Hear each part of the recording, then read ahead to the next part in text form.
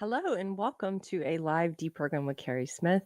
We are starting late today. I appreciate you guys being here. If you're able to be here late, I see some familiar faces in the chat. And the reason we're starting late is because there's so many people in Texas right now. And my husband and I got to have a brunch with Adam Coleman, who's in town, a friend of the show. You guys might know him from Wrong Speak Publishing. Adam Coleman's in town for some interviews and promoting his new book, which I think I have it here. Yeah. It's called The Children We Left Behind: How Western Culture Rationalizes Family Separation and Ignores the Pain of Child Neglect. It's out right now. He and I are going to try and do a pre-recorded interview on Thursday, but my first in-person interview. We're going to try and figure this out on the old Victorian couches. So that's very exciting. I have a lot of scrambling to do and figuring out tech stuff before then. But so Adam Coleman's in town. Sarah Higdon's in town, also a friend of the show. Interviews. She's got a lot of interviews going on. Little Ragamuffin was here. Mystery Chris came to brunch. It was so much fun. There were all kinds of people. And I apologize for doing the show late, but it was really nice to get to. You should meet. I didn't realize it was the first time Adam and I had met in person because I just feel like, I know him. And it's the first time I met him in person. So not everything from the internet is bad. I've made really great friendships from the internet and that make up for all the toxic crap. So it's not all bad. You should meet people that you like from the internet. Okay. So that was this morning. And I'm a little under the weather. I've been recovering the past couple of days, but I apologize. I couldn't do a show on Friday because coming back from New York, I got sick. Now my husband's sick. It just anyway, I'm getting over it. And because on Friday and Saturday, I couldn't really do much of anything. I don't know if it was COVID or what. Maybe it was COVID Zeta, but I couldn't do much of anything. And so I watched the Dave Smith, Douglas Murray, and Joe Rogan conversation. And I was fascinated by it from the very beginning. I ended up watching the whole thing twice, and then I watched different parts of it several times. And I was fascinated by it. And then I guess I wasn't the only person fascinated by it because afterwards, there's so many people talking about it. For days, they're still talking about it. Everyone's arguing about what happened in that episode. And I haven't watched a full Joe Rogan one in a while, but this one's worth it. Even if you don't regularly watch, I think this one's worth it because whenever people I respect disagree so wildly, when they're so far apart in what they saw happening, that's of interest to me too. So the interview itself was already interesting to me. And then seeing the way people seem to see such different things happening. It's almost like an ink blot test where people just are saying, no, I saw this happening. And so there's even disagreement on whether it was even a debate. And I saw Dave Smith afterwards had said in a video or something that, it wasn't a debate, that Douglas would not debate him. And I thought that was very clear. I agree with him on that. I don't think Douglas came there to debate. I think he came to deliver a very important message to all of us and to Joe Rogan specifically in that context, but to all of us watching. And here, I'm just going to read you. I've been thinking a lot about it and about what was happening. So I'm going to read you and show you a couple of clips of what I think was going on. And then we can talk about it because I know there's a lot of, like I said, a lot of people disagree. I kind of joked I haven't seen this much disagreement since the Barbie movie. Here we go. So I have a Substack.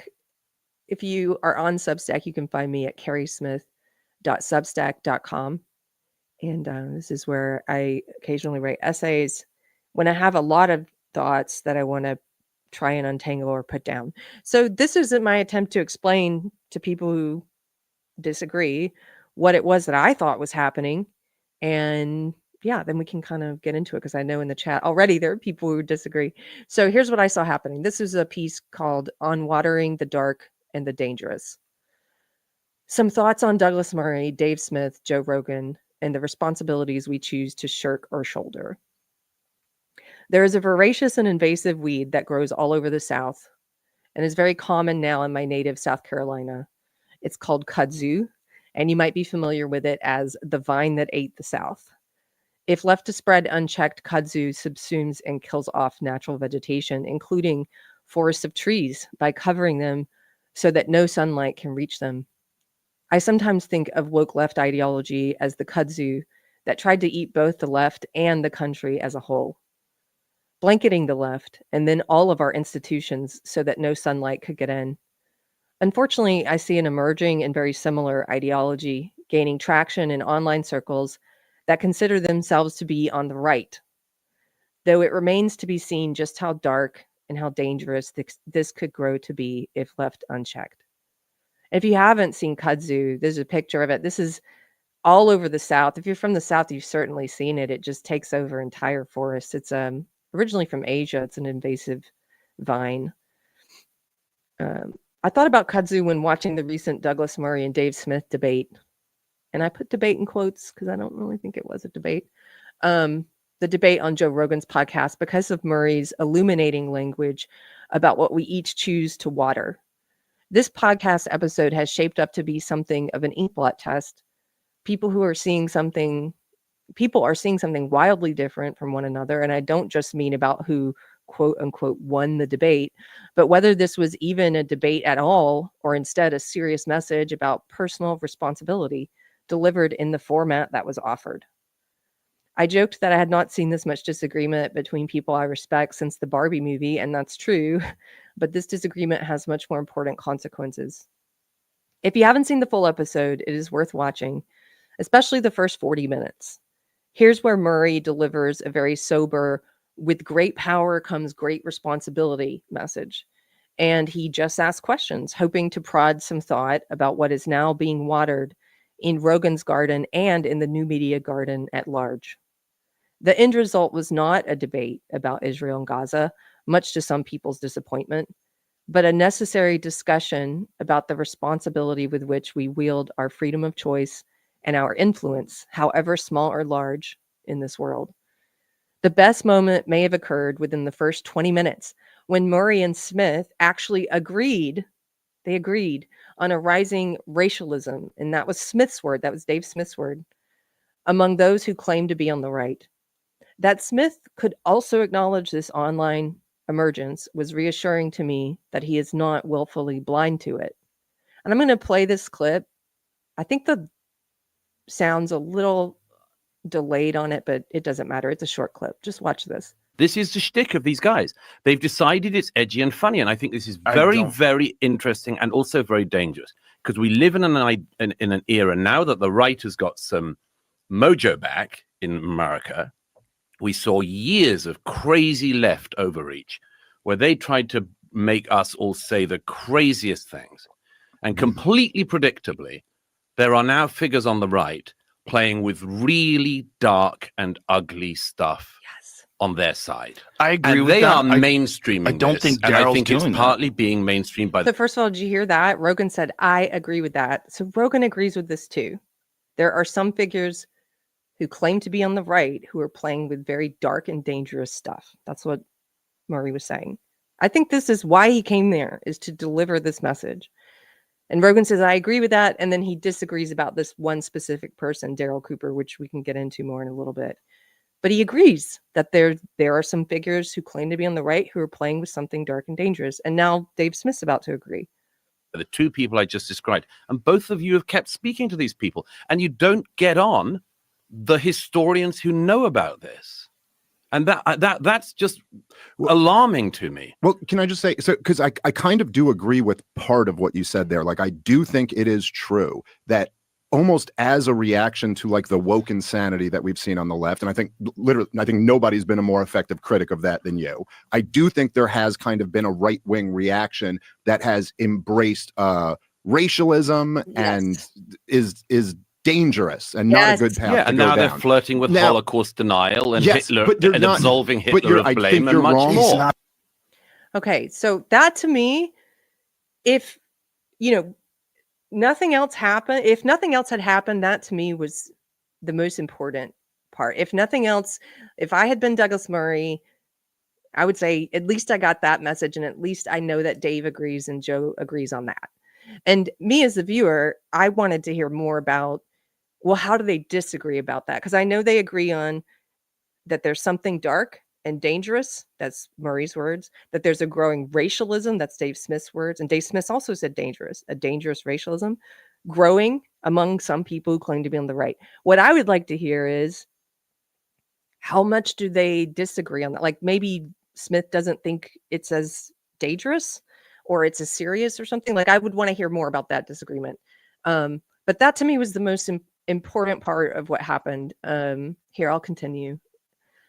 So I continued this growing ideology on the right, in quotes, primarily online. But I also now know people in real life who are being sucked into it, is marked by some ideas very similar to woke left ideology.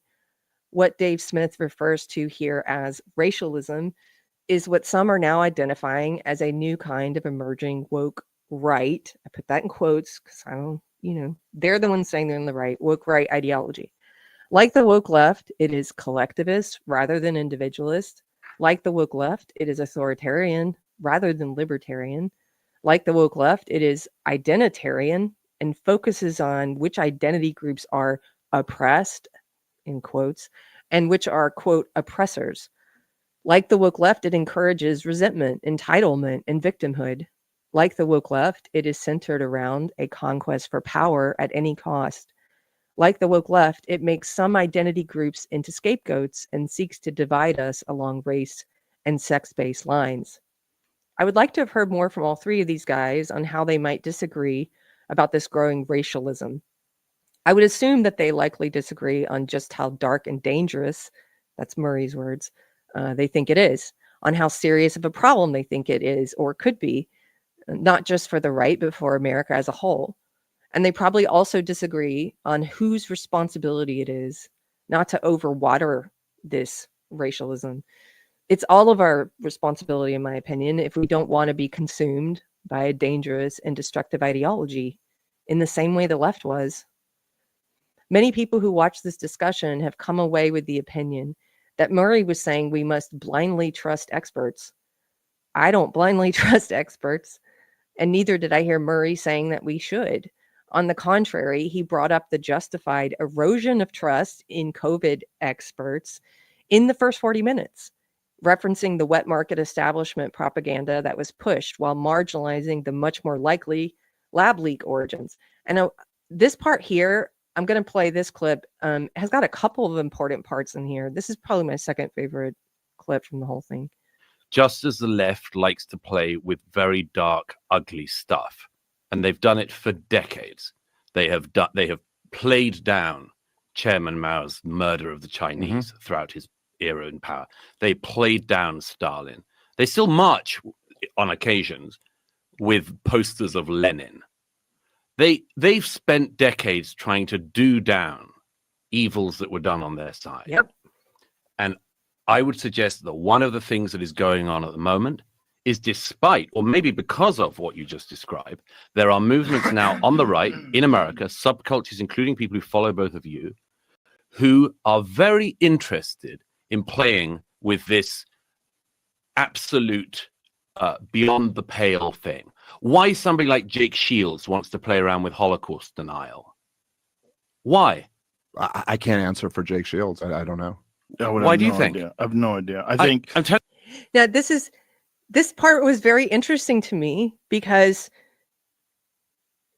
Dave Smith doesn't say, wait a minute, Jake Shields is not playing around with Holocaust denial. He doesn't say that because he knows he is. Because he is. You go to his Twitter feed.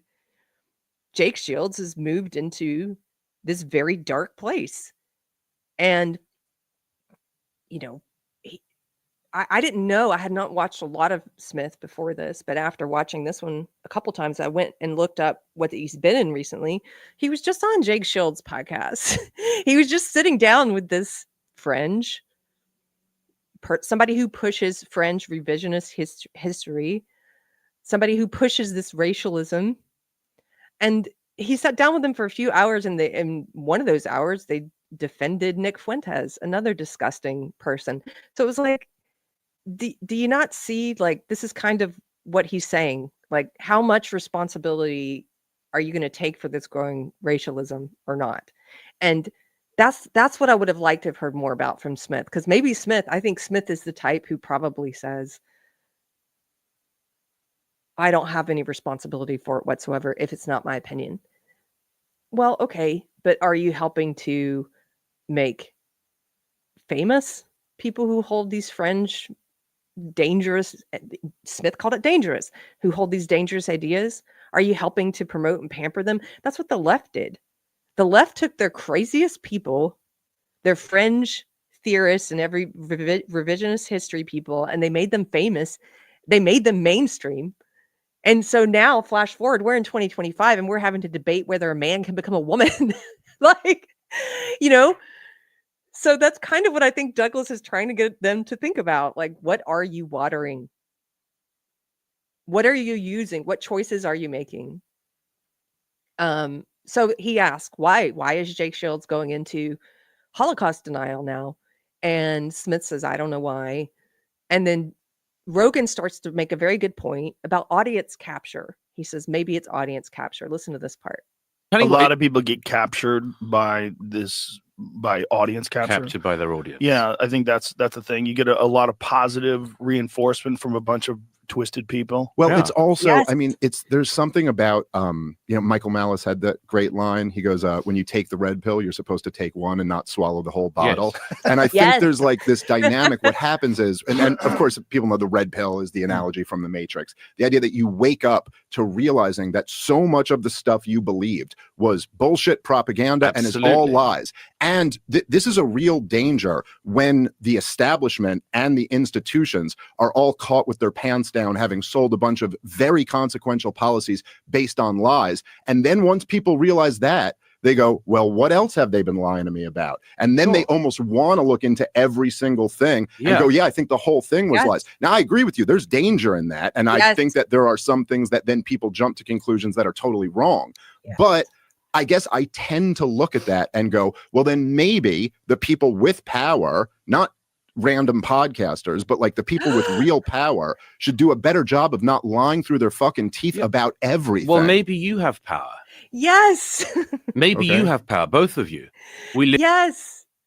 This part was so interesting to me because here's the thing. We live in a world where those that we used to put trust in completely eroded our trust. They betrayed us. Okay. The mainstream media, all of our institutions, academia, our government, lied to us, betrayed us, threw that trust away. And so now you have a lot of people. This is what Dave Smith just described. I'm most interested in the parts where they agreed, right? Like this. Dave Smith is describing this new landscape we find ourselves in where nobody knows what to believe. And it's interesting because Murray has to tell him that he doesn't realize he has power. You have power. We're in the new media world now. New media has eclipsed old media, and rightfully so, because old media betrayed us. And so now it's like, you have power. You have very large platforms and influence, and with great power comes great responsibility. So he's sort of saying, like, yes, like the old media did not meet our standards, right? Like the old media did not meet standards for trust. And, now we're asking you to meet some standards for trust. So you've got a lot of people who trust you, right? That's kind of what he's saying, is like, do you not realize you have power? Like, do you not realize it's the new media now? I just thought that part was so interesting too, that maybe he doesn't think of himself that way, but come on, we all have a degree of influence, whether it's small or big. But if you've got a very large amount of influence of what, shaping what people are thinking, what kind of views you're showing, at least be aware that you have it. Maybe it doesn't change anything you do, but at least be aware. Maybe you have power, both of you. We live in an era where podcasters have a lot of power. If you go on a podcast with Jake Shields, and Jake Shields goes on to another podcast and says he doesn't think 6 million Jews were killed in the Holocaust, what do you think's happening there? That's an exercise of power. Okay. And I agree with you about the breakdown of trust. Absolutely. Yes. We have lived through an era where in real time, we saw something called a conspiracy, the lab leak, which turns out to be true, as you and others said it might be from the beginning. I find that to be very racist.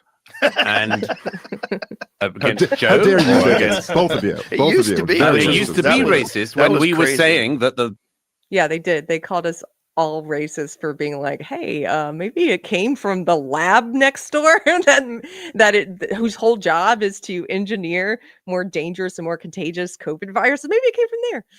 And they were like, that's racist. Okay. I'll continue. Having studied something or not. And clearly, Daryl Cooper has studied World War II, for example, does not solely determine what level of value I give your opinions. It's one of the many things weighed. If it did solely determine how I evaluate opinions, then I would have blindly trusted the establishment promoted, educated, quote, experts on COVID. I never did. I never wore the mask. I never got the vax. I vocally opposed the lockdowns and the vax and mask mandates.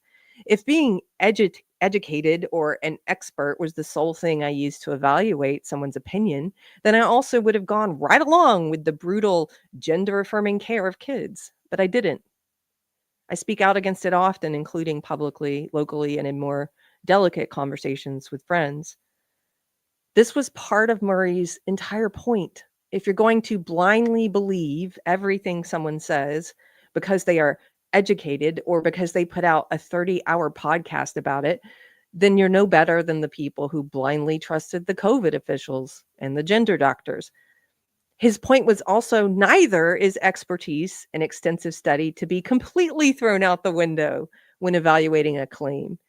Saying it means nothing is equally as dumb as saying it means everything. It's one factor among many that we all use to evaluate one another. I want doctors and plumbers and pilots, for example, with lots of expertise and hands-on experience who have demonstrated a reason for me to put my trust in them. Doctors, plumbers, pilots, come on. I'm sure you do too. Otherwise, why not just support woke DEI crap, which elevates based on race and gender rather than on merit? Because merit matters. What Murray is saying is that with great power comes great responsibility. And if we start elevating primarily fringe theorists who are challenging established thought without any standards of judgment other than that they have done hours of podcasts on the subject, well, then we run the risk of mainstreaming those fringe ideas, like the woke leftists did, by the way. They successfully pushed their fringe into the mainstream to disastrous effect.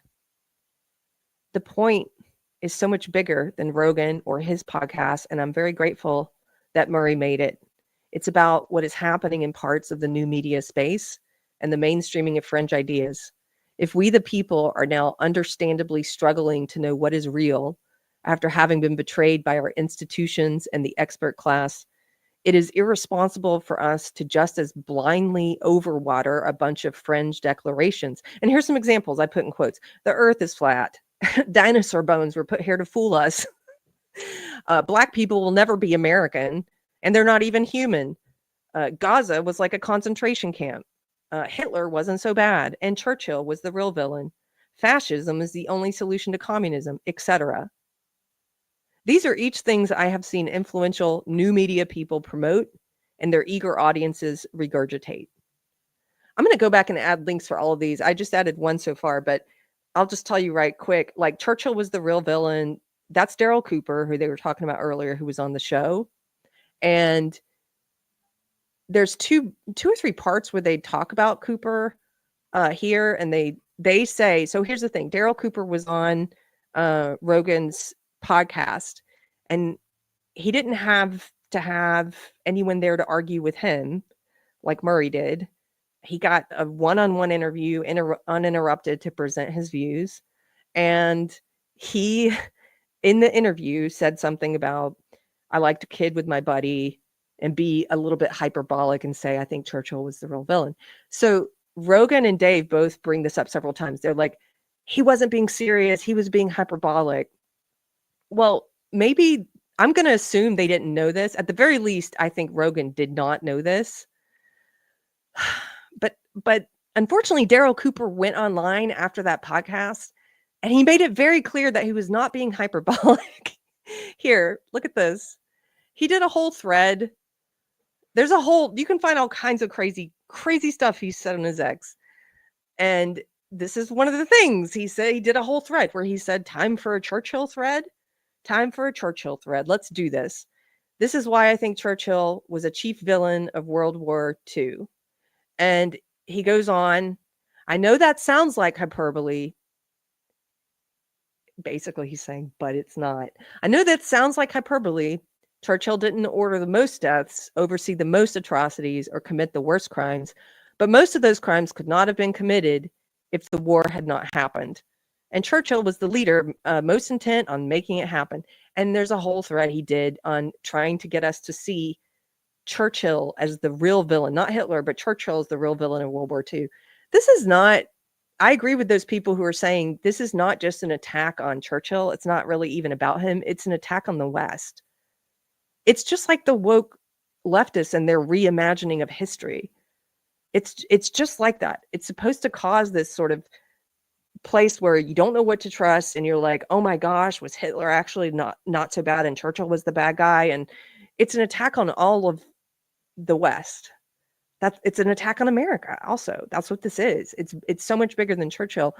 But I just bring this up because I don't think Joe Rogan was aware of this, because Joe Rogan, and I believe him, kept saying, you know, when Daryl Cooper made that comment here on the podcast, he was being hyperbolic. Well, he on X, he made it very clear afterwards that he was not being hyperbolic. Like, he's really pushing this idea, right? Just a little tidbit there. But some of these other things, like, here we go, Black people will never be American. That's something Elijah Schaffer is now posting about and saying. I mean, can you believe that? Stone Choir podcast, which is a popular woke right, and put right in quotes, Christian, so-called Christian podcast. The host, Corey Mailer, is posting about how Black people are not even human. Like, I'm going to link to all these so you can see them. I should have put Jews did 9/11 in here, because that's what Candace Owens is saying now. Like, crazy stuff. The Jews did 9/11 thing, demonstrably false. The things she was saying were demonstrably false. Like, she was saying that this company was based in New York, and that anyway, they weren't. They were in Israel. I actually went through and debunked her whole bullshit about that. I have a link to that one. But these people are saying crazy fringe stuff. And so that's the point. It's like, you know, you've got people who understandably now don't know who to trust, because the media, all of our institutions betrayed us. The so-called expert class completely betrayed us. And the answer, I don't think, is to then throw a bunch of shit at them like, hey, and the earth is really flat. And, you know, like, it's like, just be careful. That's all. Be careful that we don't do the same thing the woke left did and mainstream all the crazies until everybody's crazy, right? And we're like, are men women? Okay. I'll continue with this part. So I said, these are each things I've seen influential new media people promote and their eager audiences regurgitate. Does it mean that you shouldn't talk to people with fringe or, quote, dangerous ideas? No. That's for you to decide on a case-by-case basis. We take on the burden of our own responsibility. At the very least, we should not ignore it, or ignore whether we are primarily watering something that may have very dark and dangerous consequences down the road. When Benny Johnson brought on Andrew Tate, for example, an unrepentant pornographer who attacks biblical marriage and who is facing criminal charges of sex trafficking and sex with a minor, he didn't do so as a journalist looking for truth. He did so as an entertainer, looking to prop up and promote a vile predator to his Christian conservative audience. He didn't bring Tate on to ask him about all of the video evidence of Tate beating women, one of whom was a minor, and bragging about trafficking women and scamming men out of their life savings. He didn't bring up any of those videos. This is Tate in his own words. I don't get my opinions on Tate from the media. I get them from Tate. He didn't bring any of that up. He brought on Tate, and then he brought on Alina Habba on the same episode to fangirl over Tate and try to link him to Trump, thus trying to smear Trump. And you'll notice Trump got rid of her pretty soon after that. She was his personal, what was it, representation. She was on his legal team, and then she was gone. When people rightly criticized this pampering and promotion of Tate, many entertainers and podcasters on the so-called right, like Candace Owens, who herself has pushed objectively false propaganda about the Jews and 9/11, and I've got a link there to show you exactly what I'm talking about. They disingenuously screeched about censorship. Honey, criticizing you when we think you make a very irresponsible and foul judgment call, when we think you exercise your freedom of speech and your freedom of association and your influence carelessly and with bad ends, that's not censorship. It's more free speech. No one is saying you can't say and water whatever you want. There's a difference between can and should that every person has to figure out on their own. And the length of that difference is bridged by how much personal responsibility you decide to either shoulder or shirk. Let me ask you, do you think it was odd that Douglas Murray couldn't get a one-on-one interview to talk about Israel, which he had just written a book about, with the room to stretch out and make his arguments like Ian Carroll and Daryl Cooper got, without having someone else there to argue against him? The fringe theorists didn't have to have that. Is that not unwitting watering in one direction? In the second clip above, Rogan spoke about audience capture when Murray asked why a fringe merchant on the right, the so-called right, Jake Shields, has started pushing Holocaust denial. Smith said he doesn't know why, and Rogan supposed that it might have something to do with audience capture. Might it be then that having Murray on to discuss Israel, the subject of his new book, at length in a one-on-one conversation would have been wildly unpopular with Rogan's audience? Might it be that that could have influenced the choice to bring on Smith to argue against Murray the whole time, even if unwittingly? Might it be a little bit of audience capture happening? I mean, Smith had just been on Rogan 4 days before in a one-on-one. Like, it's just kind of, it's weird. You're going to bring him back on. Like, you know, I thought Murray had a good point there about what you're choosing.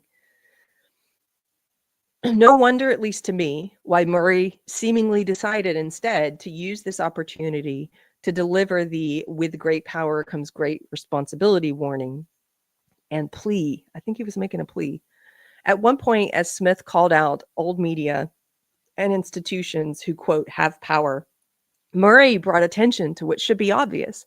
Quote, well, maybe you have power, he said. Why would we hold powerful influencers to a lesser standard than we try to hold the mainstream media and institutions, who failed spectacularly, by the way, by platforming almost exclusively fringe theory leftists? Now that the new media has eclipsed the mainstream media, shouldn't we hold those with great power to influence to a similar standard to that which we hold the old media and institutions? If the old media and institutions failed to meet that standard, and they did, why then would we just discard the standard entirely? Should we not at least consider that we are perhaps unwittingly watering and growing what we are perhaps unwittingly watering and growing? I shared at the start of this essay the clip of Murray and Smith agreeing about the growing racialism, Dave Smith's word, among figures and audiences who claim to be on the so-called right. I think Murray was asking each one of us to think about whether that growing racialism is dark and dangerous or not. And if it is, are we watering it? As even Smith said, quote, Dave Smith said this, when you take the red pill, you're not supposed to take the whole bottle, end quote. The left watered their racialism and their fringe theorists and their extremists. They pampered them, they elevated them, and they made them powerful. They mainstreamed them and they let their ideology grow unchecked like an invasive vine that consumed our country, and it almost destroyed us. So that's the most concise way that I could find to say what I saw. And, you know, like a lot of you in the chat are saying, everybody had such wildly different opinions on this and different points of view. And so for anyone who could not see what some of us were seeing, you know, if you're like, I don't get it, like, why did you think Murray made a good point? This is what I saw, trying to explain it to you. And I'm open to hearing about what you saw. I've been having conversations with friends who disagree and trying to see what they saw happening. And I'm also trying to find out from them, like, the stuff that most interested me in the episode. Do you agree with Rogan, with Smith, and with Murray that there's this dangerous racialism growing among some circles on the right? Even Smith called it dangerous. Even Smith called it racialism. Do you agree that you see that growing? And if so, if you do see it, do you, is it that you don't think it's a problem, or it won't become a problem, or like, I assume that's what it is, but you tell me, is it that you don't think it's that serious, or what? Is it that you think we should ignore it, and if we pay attention to it, it'll get bigger? Or I want to know what the reasoning is. So that's what I saw from it. Let me see. I've got a couple of super chats, and then I'm going to go into the chat and see who was disagreeing so we can talk about it. Hey, push-ups for $2. I love you, Keri. Remember Psalm 23:4. Well, now I got to look it up because I don't remember it. Thank you very much for the super chat. Psalm 23:4 says, even though I walk through the valley of the shadow of death, I will fear no evil, for you are with me, your rod and your staff, they comfort me. Thank you very much. That makes me smile. Thank you. Andrew Joyner gave a £4, is that pounds? £4 super sticker. Thank you so much, Andrew. Skillet's here for $10. It says, if you look through Cooper's Churchill thread, you'll see approximately 1 bazillion community notes telling you what he omitted in order to paint his perverse picture. This guy is a deceiver. Yes. Okay. I haven't looked through all the community notes yet, but I've read through that thread, and it's not just, there's a whole thread of receipts. I'll retweet it again today, on very obvious Hitler and Nazi supporting crap that he has posted. And you should read through this whole thread. You should, especially all the people who say, you've got to listen to Daryl Cooper in length, because I listened to him. And I wanted to know, because when I saw people who were saying, this guy's dangerous, I was like, well, I need to know for myself. Like when he was on Tucker Carlson called him one of the preeminent historians of our time. That's really dangerous too, I think.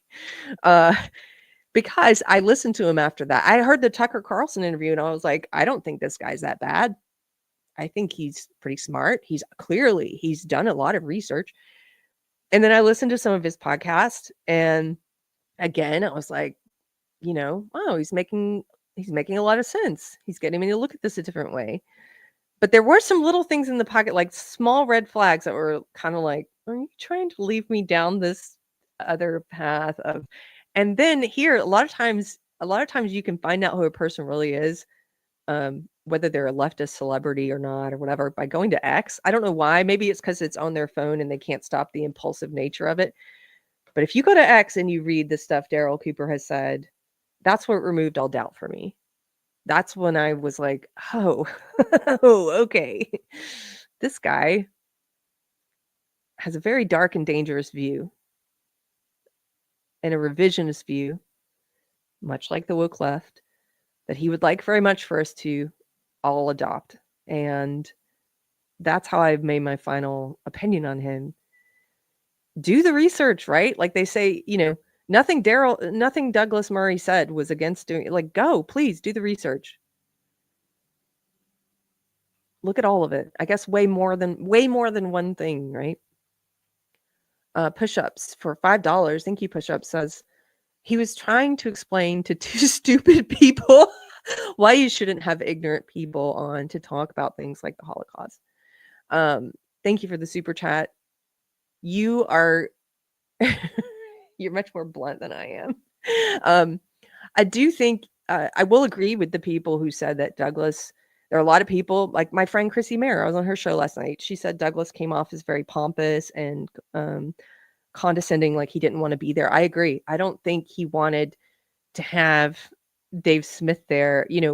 I think he would have preferred to be able to talk about the subject of his new book, talk about Israel and the research he's done in the book he's written and his experiences there. I think he would have preferred to be able to do that without the caveat of like, you have to have my comedian friend here to argue with you. And unfortunately, he did not hide that contempt very well, I don't think. But I don't know if I could have hidden it well either. Just I don't know. Plus he's British, so he sounds a little more condescending anyway, a little more pompous anyway. But I definitely think, obviously, he doesn't think that Dave Smith is as smart as he is, and I know this will be unpopular, but I don't either. I'm not saying Dave Smith is dumb by any stretch. I'm just saying he's not the kind of thinker that Murray is, and that shouldn't matter, but I think it mattered to him. Push-ups for $2. Thank you, Push-up says, debating stupid people is hard, Thomas Sowell. That's a great, I didn't know that quote, but that's a great Thomas Sowell quote. ADL, hey ADL for $4.99 says, I'm generally on Murray's side, but I will call out his defense of Kevin Spacey. Ooh, gross. Well, I don't know if I did know that he defended Kevin Spacey, I forgot it. But maybe it's new information for me. I don't remember if I knew that or not. But I think that's gross, and I think that's the wrong call. And I agree with you, ADL. I think Kevin Spacey is a snake. Okay. I'll get to some other comments. It doesn't have to be super chats. That's just, if you want me to see it easy and quickly, that's the way to do it. But let me just go through here and see some people who are disagreeing. Okay, Blardful, here's one. Why aren't you allowed to deny it? You're allowed to deny other historical events, but when it comes to one particular group, it suddenly becomes unacceptable. Gee, I wonder why there's resentment. That's not true. All I see on X, have you been on X recently? I mean, you can deny anything you want. You can also say, like Candace Owens has, that dinosaur bones aren't real and they were placed here to fool us. Like, you can say whatever you want. You can say the earth is flat if you want. You can deny the Holocaust if you want. I don't agree with any of these anti-free speech laws. Okay, I'll make that clear. I'm a free speech absolutist. I don't agree with these anti-Semitism laws they're proposing. So, and in terms of what you can and can't do, yeah, you can deny it. That's all people do. Seemingly, that's what a lot of people spend their time on X doing lately. But again, like I said in my essay, there's a difference between can and should. Like, just because I can say that gravity doesn't exist or men can be women doesn't mean I should say that men can be women. That's kind of my view on it, is figuring out, like, responsibility is like a cross that you bear. It's like it's a burden that you shoulder, and it's up to you to decide how much of it you're going to shoulder or not, and how you shoulder it. And then when you make, like, I've made mistakes, I've absolutely made irresponsible decisions, and then the responsible thing to do when you make an irresponsible decision is to take, to own it, to say I did that and I was wrong about that. Like, it's a personal thing you have to figure out, but don't act all surprised, and don't falsely cry censorship like Candace Owens does when people criticize you because they think you're being irresponsible. That's not censorship. That's them using their free speech to say, hey, I think you're making some pretty bad decisions, like some pretty bad judgments. Or like Benny Johnson having Andrew Tate on. He also falsely cried censorship. No, people don't like your choice. Get used to it. Get used to hearing that. Let me see. Jeffrey Fidley, does allowing children to see adult content fall under free speech? No. We have never in this country, in our laws, treated children like adults, because we have acknowledged that children are different from adults. They're not developed yet. Our laws protect the most vulnerable from abuse. And so we don't allow kids, for good reason. We don't allow them to drink, to buy alcohol. We don't allow them to smoke. We don't allow them to get a tattoo. We don't allow them to drive a car or have sex with adults or view adult content. No, that's one thing that I will get really riled up. And when people are like, kids are just like adults, I'm like, wow, you sound like you've read a lot of queer theory. You sound like a radical leftist. Yes, thank you, John. Protecting kids is not censorship.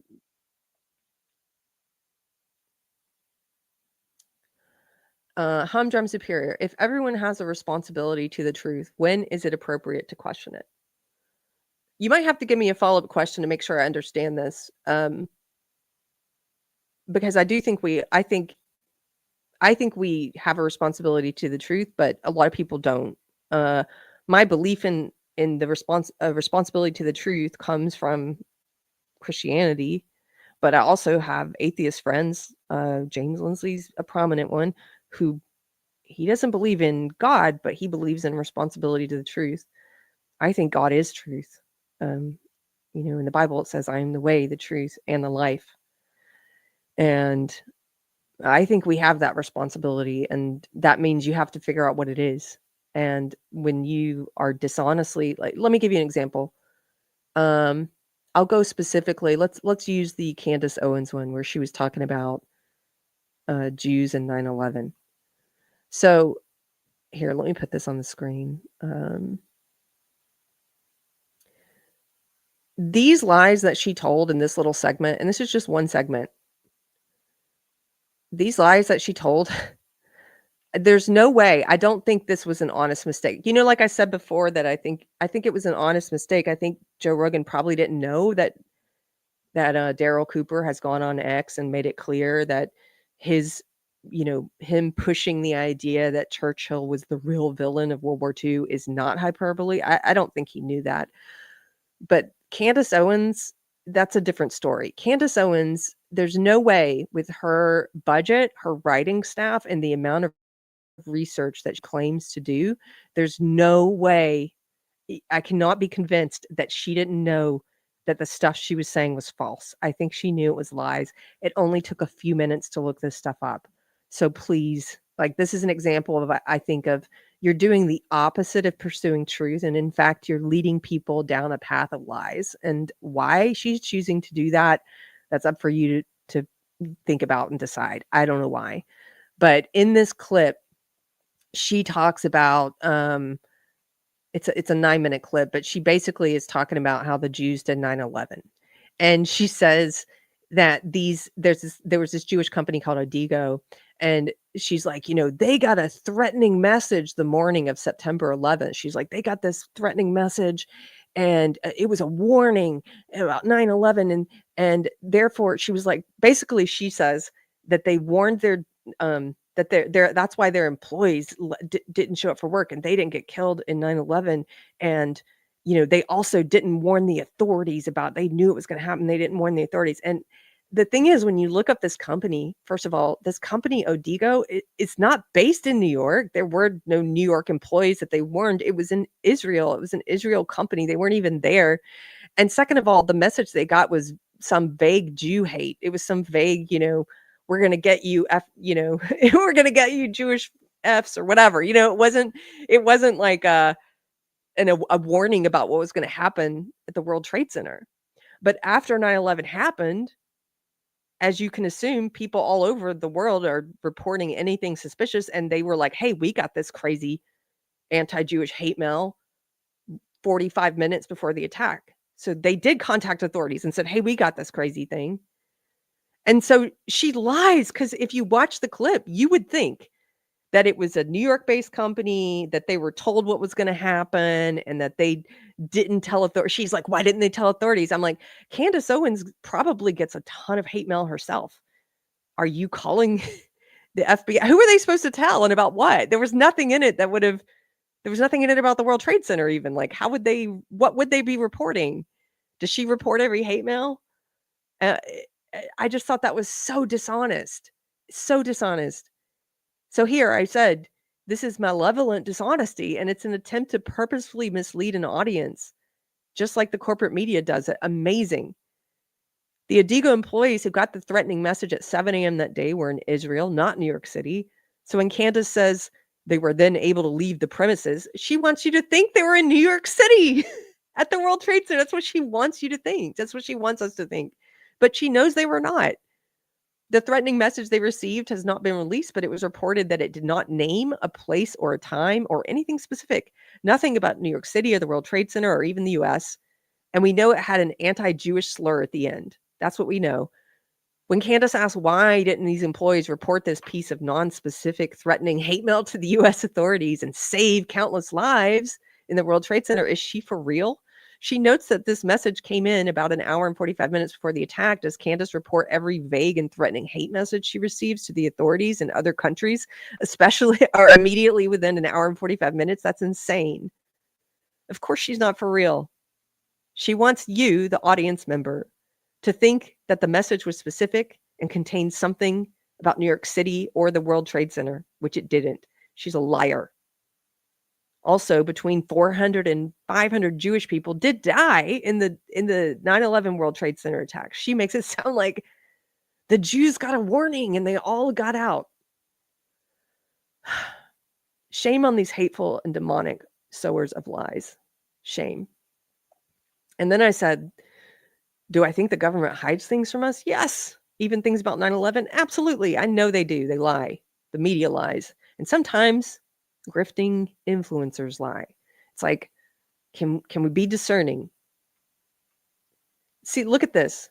This is another Dr. Anastasia Maria Lupa. She's another person supposedly on the right with a large amount of influence, 95,000 followers. She retweeted this link. She and Candace are both in these anti-Semitic circles, same circles that Jake Shields is in, supposedly on the right. And she said the Jews working in the World Trade Center were forewarned about the 9/11 attack and they didn't go to work that day. That is a complete lie. And this is not looking for the truth. This is actively spreading lies to your audience, dark and dangerous lies. Look, here, we'll play a little bit of it. I've gotten to the point where I can't stand to hear her speak because I think she's such a demon. But listen. I'll tell you guys, in the 9/11 comments section from last week, you guys were dropping all sorts of tidbits, had me at the edge of my seat. And I began researching things I had never even heard of. And I am now completely shaken. So yeah, I showed you guys that video of the Israelis who were celebrating. It turned out that they had connections to the Israeli intelligence apparatus, and the FBI pretty much just let them go for whatever reason. Said, okay, we looked into it. Also, insane claim, but I haven't done a thread about that one yet. Let's get to the part about the company that had advanced knowledge and told all the Jews to leave. But no further follow-up. Then that sort of got memory hold. Memory hold is an expression where they basically never talk about it again, and then we all just forget that it ever happened, and we move on. Well, one of you guys commented and said that I should look into the Israelis that were working at the World Trade Center who were forewarned of the attack. Okay, first, what is she saying right there? If you're watching this and you don't know what I just told you, you're thinking, wow, they were at the World. I mean, she says it. They were at the World Trade. She said who were working at the World Trade Center and were forewarned. This company was in Israel. These workers were in Israel. Unbelievable. And oh my God, yes, that is another thing, after I researched, that has been completely memory hold, but it is true. She just tells you she researched it. Again, this takes you 10 minutes to find this. Look up Odigo, look up the company. So that's why I'm saying she's lying, because she claims to have researched this. And I believe she knows that this is absolutely false. So I'm going to show you guys, by the way, because before they say I'm a conspiracy theorist, I had to make sure that I had all the relevant documents, all the relevant links, and I'm going to include those links for you guys. So just check out the episode. You can look at the links yourself. Here is the very true story of what went down on 9/11. There was an instant messaging service that was called Odigo. Maybe I'm saying it wrong. Odigo, Odigo. It was Israeli owned and operated. And they had headquarters that were based 2 blocks away from the World Trade Center. Now, this is according to Haaretz. I'm sure I'm not saying that right. You know, it's a very popular Israeli publication. Check out this headline from them, published September 26th, 2011. So that is 15 days after the attack. It says, Odigo workers were warned of the attacks. That is the headline. And I'm going to read you this piece of the article verbatim. It says, quote, Odigo, the instant messaging service, says that 2 of its workers received messages 2 hours before the Twin Towers attack on September 11th, predicting that the attack would happen. And the company has been cooperating with Israeli and American law enforcement, including the FBI, in trying to find the original sender of the message, predicting the attack, end quote. Seriously, you guys, what the F? And that's not all. That's not all. It's going to get even crazier. 2 weeks after 9/11, Alex Diamandis, and by the way, he was Odigo's vice president. This is the vice president of the company. Said that the messages said something big was going to happen in a certain amount of time. And it did, almost to the minute. So for whatever reason, the forewarned Odigo employees did not feel the need to pass that terror warning on to the authorities in New York, an act that would have saved thousands of lives. Here Again, look up this company. They were based in Israel. They went to the FBI. There's an FBI report. They're based in Israel. The employees were in Israel. They said it came in an hour and 45 minutes before the attack, and it was vague and said something like something big was going to happen. And we also know there was an anti-Jewish slur at the end, or we're going to do something big or whatever. We're going to get you guys, you whatever, anti-Jewish slur. She left out the part about the slur at the end. We know that. But if you listen to this woman, it's like listening to the COVID experts. It's like listening to this is the thing about being discerning now. New media has eclipsed old media. And so Douglas Murray was asking us all,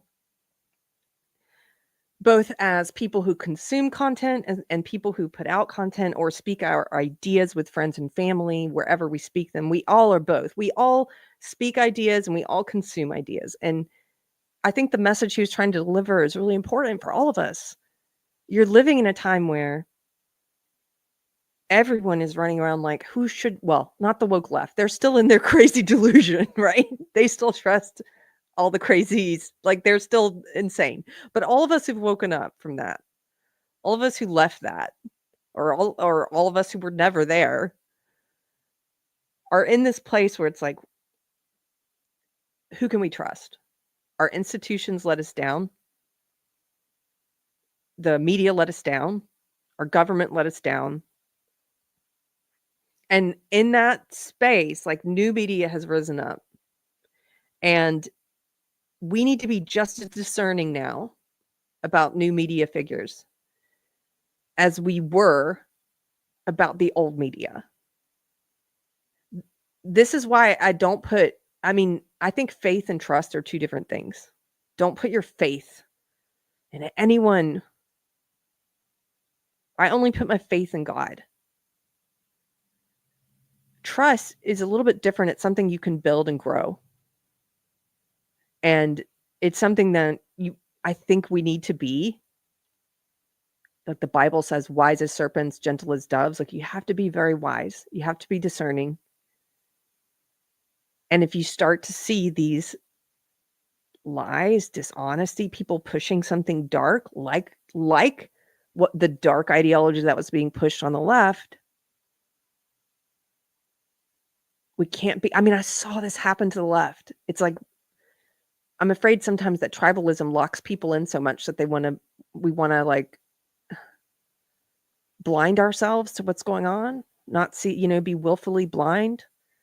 That's why I was very grateful to hear Dave Smith and Joe Rogan both agreeing with Murray and saying, yes, they both agreed when he said there's this dark and dangerous ideology that's growing on the so-called right. And Smith was the one that called it racialism, but it is growing, and you can't be willfully blind to it. That's what the woke left tried.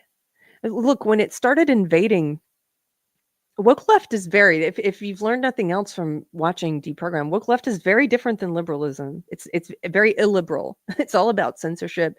It's all about racism. It's all about identity Marxism, like dividing people into different identity groups and labeling them oppressors or oppressed. You know, some are always the victim class. It's about resentment. It's all of that. It's very different than liberalism.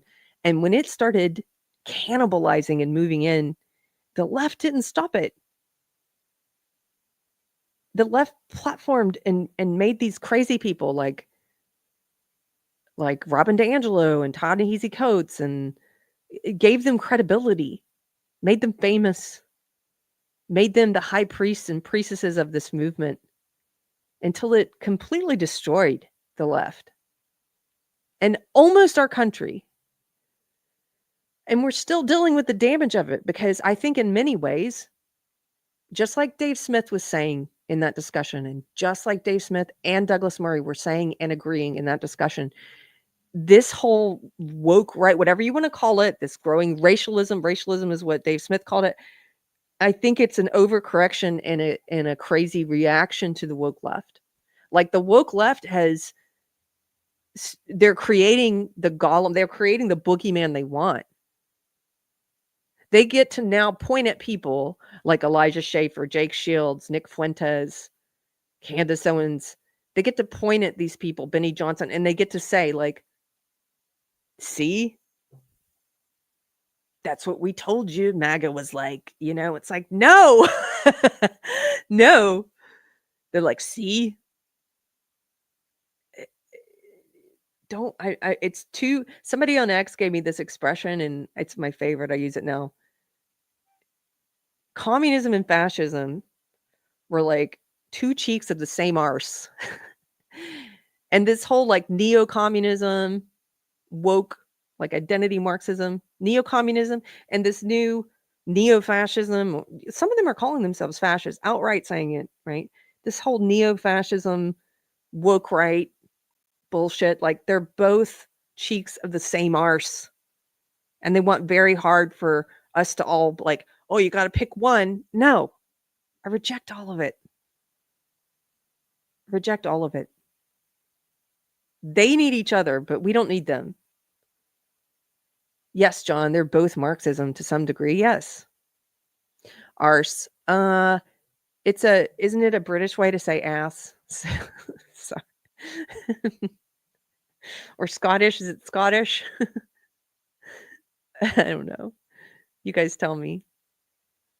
Jardum for £5. Okay, so Jardum says, I don't mean to be rude, but is there an argument that we should not be interfering in conflicts outside our nations? Why is that rude? You're not rude. You mean later in the episode? Yes, they finally did get in about 45 minutes or an hour, and they finally did talk about Israel and Gaza. And so if that's the part you're interested in hearing about, you know, I've also got thoughts on that part, but I'm going to end this soon. I'm not going to get into that. Are you asking if I think we shouldn't interfere? Well, I think we needlessly have started and contributed to a lot of wars in other countries. I mean, you guys know I think that. And I also think we fund a lot of wars that we shouldn't be funding, that are not our wars. I also think that countries have a right to defend themselves against attack. And so I don't wish myself in Israel's position. I don't think we should be funding their war. I don't think we should be funding the war in Ukraine. But I'm also not going to make an impassioned argument about why, because I don't feel like I know enough. That's the whole point. We have to take responsibility for the things we say. And a lot of people just spout off like they're experts, to use Douglas's word, overnight experts about all kinds of subjects. And I try not to do that, you know. I didn't post anything. I've never really posted anything about the Israel-Gaza conflict because I don't feel like I know enough. I'm not going to talk out of my ass just for clicks or whatever. Same thing with tariffs. Overnight, everybody's talking about tariffs. If I don't feel like I have, you know, a strong opinion, and usually if I don't have a strong opinion, I think it's usually because I don't have enough information, or I feel like I haven't had enough time to investigate, then I don't say anything. And a lot of these influencers now, this new media space we're in, you know, the big soda thing, as funny as that that phrase is, big soda. But the big soda thing revealed that new media, they're being paid. A lot of people are. They're getting, that company Influenceable was paying so-called MAGA influencers, so-called right-wing influencers, to post all this stuff criticizing Maha and criticizing Trump and their policy on, trying to make sure that food stamps are not being used for unhealthy stuff like sodas and hoo-hoos or ho-hos. Is it ho-hos? They're trying to make sure that our tax dollars are not being taken and used in a nutritional supplement program for things that are not nutritional. And then Influenceable paid a bunch of these so-called right-wing influencers to attack that idea, which is crazy. And they did, because they were getting paid. And we've seen there's foreign countries who have some new media influencers on the payroll. I mean, the Tenet media scandal, turns out they were being paid by Russia. So we all have to be very discerning. It's the wild, wild west. Let's put it that way. It's the wild, wild west.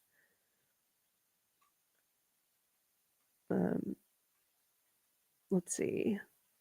Chuck Davis, thank you for the super chat for $10, says, Mordecai, I can't say that last name, sorry, an Orthodox Jew and New York City homicide detective estimated that 300 Jews were killed in 9/11. Thank you for the stat, for the fact, sir. Kat says, Candace knows she's lying, but she makes a ton of money from hate. She needs as much exposure and clicks as she can get. Well, I think I have no idea. I have ideas, but they're just my own gut feeling on things. My gut feeling is that some of these people who are pushing this crazy stuff now are being paid, maybe by foreign actors, maybe by our own 3-letter agencies. I don't know, but I do think some of them are being paid. But also some of them probably are not. There's probably some who are just experiencing what Joe Rogan talked about, audience capture, where they just keep sharing more and more fringe ideas, more and more outrageous stuff, because they're competing in this jungle for attention and clicks and money and all that stuff. So I think it's probably a little of both. Yeah, I'm not exactly sure. Okay. I'm trying to see if there's any other good disagreements. I'm just scrolling through here.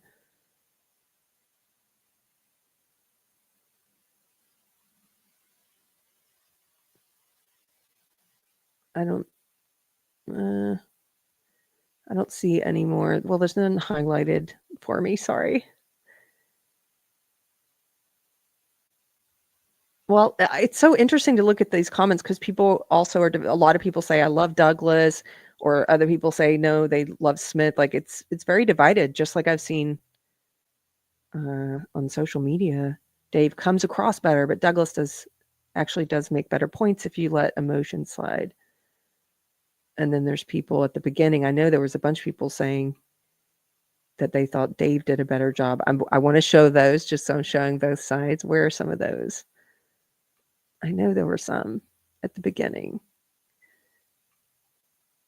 Well, trust me, in here somewhere there are people who are saying, no, Dave did the best job. And so if you haven't seen it anyway, go and watch the whole episode if this is interesting to you, because I think it's a fascinating conversation regardless. I think that's why so many people are interested in it. I wasn't the only one fascinated by it, clearly. And then the fact that so many people I respect have such differing opinions on it, that's also interesting. So even if you don't regularly watch Rogan's show, like I think this is a good one.